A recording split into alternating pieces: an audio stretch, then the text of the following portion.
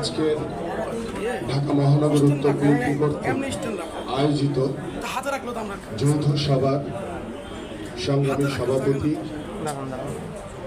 সাবেক যুবদলের সফল সভাপতি, সাবেক ছাত্রনেতা। আন্দোলন সফল হয়েছে, এখনো পুরোপুরি সফল হয়নি, কারণ এখনো কোনো সরকার গঠন হয়নি। বাংলাদেশে এখনো কোনো সরকার নেই। আওয়ামী লীগ কিন্তু স্বাধীনতার পরে বাংলাদেশের ৯৯% মানুষ স্বাধীনতা চেয়েছিল, স্বাধীনতার পক্ষে কাজ করেছিল, দেশ স্বাধীন করেছিল। কিন্তু তারপরে কি হয়েছে? তারপরে বাংলাদেশের ৭০% লোকই কিন্তু আওয়ামী লীগের বিরুদ্ধে চলে গেছে। আপনারা জানেন ৭১-এ দেশ স্বাধীন হয়েছে, ৭২ থেকে সরকার পরিচিত হয়েছে। ঠিক ৩ বছরের মাথায় ভুট্টো যখন এসেছিল বাংলাদেশে, বাংলাদেশের জনগণ কিন্তু ঢাকার রাজপথে ভুট্টোর পক্ষে স্লোগান দিয়েছিল। এর একটি কারণ ছিল, সেটা হলো আওয়ামী লীগের অত্যাচার, নির্যাতন, গুম, বাড়ি দখল, ডাকাতি এবং নারী ধর্ষণ সহ বিভিন্ন অপকর্মের জন্য আজকে তখন বাংলাদেশের জনগণ ফুঁপে উঠেছিল। এই ফুঁপে ওঠার কারণেই ভুট্টো যখন বাংলাদেশে এসেছিল তখন ভুট্টোর পক্ষে স্লোগান দিয়েছিল, ভুট্টো জিন্দাবাদ। পরবর্তী পর্যায়ে ৭৫-এ শেখ মুজিবের পরিবার সহ শেখ হাসিনা রেহানা বাদে সবাই নিহত হয়েছিল সে একই কারণে। আজকে কিন্তু এই সরকারের পতন হয়েছে ৯৫%। যারা এই সরকারের বিরুদ্ধে কথা বলেছে তারা কিন্তু গতকাল থেকে বিএনপির বিরুদ্ধে কথা বলা শুরু করেছে। আসিফ নজরুলের একটি স্ট্যাটাস দেখলাম, বক্তব্য দেখলাম, বিএনপির বিরুদ্ধে কঠোর সমালোচনা করেছে গতকালকে। এবং অনেক বুদ্ধিজীবী যারা আওয়ামী লীগের কঠোর সমালোচক তারা গতকাল থেকে এবং আজকেও থেকে তারা বিএনপির বিরুদ্ধে কথা বলা শুরু করেছে। এর কারণকে আমরা ঢাকা শহরে আমরা সবাই অপকর্মের সাথে জড়িয়ে পড়েছি। এখানে শুধু অঙ্গ সংগঠন নয়, আমি মনে করি বিএনপি, যুবদল, ছাত্রদল, স্বেচ্ছাসেবক দল, শ্রমিক দল, আমাদের এই অনেক নেতাকর্মী এই অপকর্মের সাথে জড়িত হয়ে পড়েছে। বিশেষ করে আমি বলতে চাই, মিরপুর এলাকায় গণ ডাকাতি হচ্ছে, মোহাম্মদপুর এলাকায় গণ ডাকাতি হচ্ছে, বাড়িঘর তালামারা দেওয়া হচ্ছে, তেজগাঁ এলাকায় দোকানপাট তালামারা দেওয়া হচ্ছে, তেজগাঁ এলাকায় কারণ বাজার এলাকায় এবং কাজীপাড়া বিভিন্ন বাড়িতে ডাকাতি করা হচ্ছে। আবার সিসি ক্যামেরায় ধরা পড়ার পরে সেই স্বর্ণ ফেরত দেওয়া হচ্ছে। শিল্প এলাকায় বিভিন্ন জায়গায় ইট পাটকেল নিক্ষেপ করা হচ্ছে, বাড়ি দখল করা হচ্ছে। মহাখালী নিকেতনের ভিতরে আজকে জবরদখল করা হচ্ছে। আর অস্তিত্ব থাকবে না, কারণ বাংলাদেশের জনগণ ঘৃণা করে এই শেখ হাসিনাকে প্রত্যাখ্যান করেছে, শেখ হাসিনাকে বিদায় করেছে। স্বৈরাচার মুক্ত বাংলাদেশ হয়েছে। মহান স্বাধীনতা যুদ্ধে বীর যোদ্ধারা যেভাবে ১৯৭১ সালে যুদ্ধ করে বাংলাদেশকে স্বাধীন করেছিল, ঠিক তেমনি ভাবে আজকে আমাদের সেই মহান ছাত্র জনতা, তাদের নেতৃবৃন্দ, সবাইকে আসসালামু আলাইকুম। নেতৃবৃন্দ, আমি প্রথমে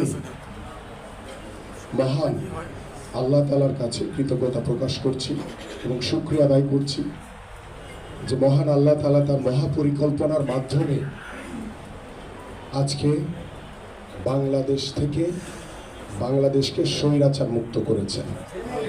এজন্য মহান আল্লাহ তাআলার কাছে আমরা শুকরিয়া আদায় করি, বলেন আলহামদুলিল্লাহ। আপনারা জানেন এই শেখ হাসিনা গত ১৭ বছর ধরে বাংলাদেশের জনগণের উপরে, বাংলাদেশের সাধারণ মানুষের উপরে, বাংলাদেশের জাতীয়তাবাদী আদর্শের সকল নেতৃবৃন্দের উপরে কিভাবে জুলুম, নির্যাতন, নিপীড়ন চালিয়েছে। আপনারা সকলেই শত শত মামলার আসামি এক একজন ছিল। আপনাদেরকে বারবার জেল খেটেছেন, আপনারা জুলুমের শিকার হয়েছে, নির্যাতনের শিকার হয়েছে, রাতে ঘরে ঘুমাতে পারেননি। আপনার ফ্যামিলির উপরে যেভাবে নিপীড়ন নির্যাতন চালিয়েছে। এই কষ্টটা আপনারা সকলেই অনুভব করেছেন। এখন সাধারণ মানুষ যেভাবে মানুষের উপরে জুলুম নির্যাতন করেছে, বাংলাদেশের মৌলিক চাহিদাগুলো এই আওয়ামী সরকার, এই ফ্যাসিস্ট স্বৈরাচার সরকার ঠিক মতো দিতে পারেনি।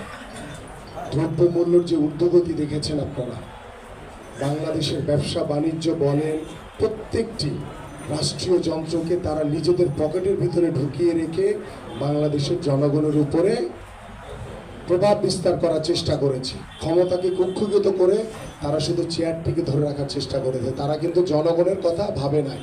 যদি জনগণের কথা ভাবতো তাহলে তাদের আজকে এই করুণ পরিণতি হইতো না। আমরা বারবার বলেছিলাম, আমাদের পার্টির ভারপ্রাপ্ত চেয়ারম্যান দেশনায়ক তারেক রহমান সহ আমাদের মাননীয় মহাসচিব, প্রত্যেকটি নেতৃবৃন্দ বারবার আমরা বলেছিলাম যে জনগণের ভোটের অধিকার নিশ্চিত করতে।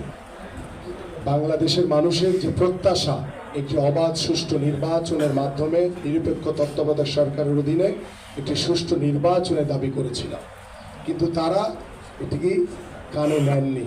আজকে দেখেছে বাংলাদেশ না, সারা পৃথিবী দেখেছে এই শেখ হাসিনার কিভাবে করুণ পরিণতি হয়েছে। সে ভয়ে দেশ ছেড়ে পালিয়ে গেছে। তাদের যে সংগঠনের লোকজন ছিল তাদের কথাও তিনি ভাবেননি। এরকম নেতৃত্ব বাংলাদেশের মানুষ ভবিষ্যতে আর দেখতে চায় না।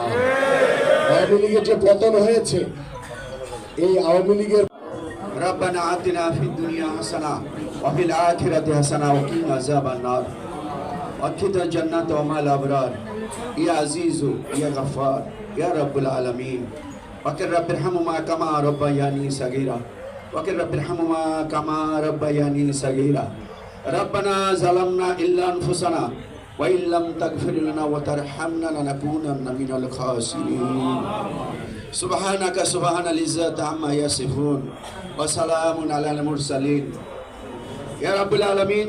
আপনি জানেন আমরা এখানে যারা বসে আছি, আমরা দেশ ও জনগণের জন্য, আপনার এই প্রিয় মাতৃভূমি এই দেশের মানুষের জন্য এবং দেশের জন্য আমরা রাজনীতি করি। আল্লাহ রাব্বুল আলামিন এই দেশকে স্বাধীন করতে গিয়ে যে সকল সহযোদ্ধা ভাই বন্ধু আমাদের শহীদ হয়েছে, সকল শহীদকে আপনি শহীদের মর্যাদা দিয়ে আপনি তাদেরকে জান্নাতবাসী করুন ইয়া রাব্বুল আলামিন। ইয়া রাব্বুল আলামিন, আমাদের দেশনেত্রী বেগম খালেদা জিয়া অসুস্থ, দীর্ঘদিন এই স্বৈরাচারের কবল থেকে আপনি মুক্ত করেছেন। আমাদের সকলের দোয়ার উসিলায় আপনার কাছে আমরা শুকরিয়া আদায় করি ইয়া রাব্বুল আলামিন। আমাদের প্রিয় নেতা বাংলাদেশের সবচেয়ে জনপ্রিয় নেতা ইয়া রাব্বুল আলামিন, আপনিই তো তাকে করেছেন আমাদের ভারপ্রাপ্ত চেয়ারম্যান জনাব তারেক রহমান সুস্থ হয়ে সুস্থভাবে দেশে ফিরে এদেশের মানুষের, এদেশের জনগণের ভাগ্য নির্ধারণ করার জন্য নেতৃত্ব দিয়ে সফলভাবে সফলতার সাথে যেন আল্লাহ আপনি তাকে কবুল ও মঞ্জুর করে নেন ইয়া আল্লাহ। আমার যে সকল ভাইয়েরা, যোদ্ধারা, ছাত্র জনতা, ভাই বোনরা, সকলে যারা এই স্বৈরাচারের কবল থেকে দেশকে রক্ষা করতে গিয়ে যারা শহীদ হয়েছে, আল্লাহ সকলকে আপনি শহীদের মর্যাদা দিয়ে দেন। আল্লাহ আপনি তাদেরকে জান্নাতবাসী করুন ইয়া রাব্বুল আলামিন।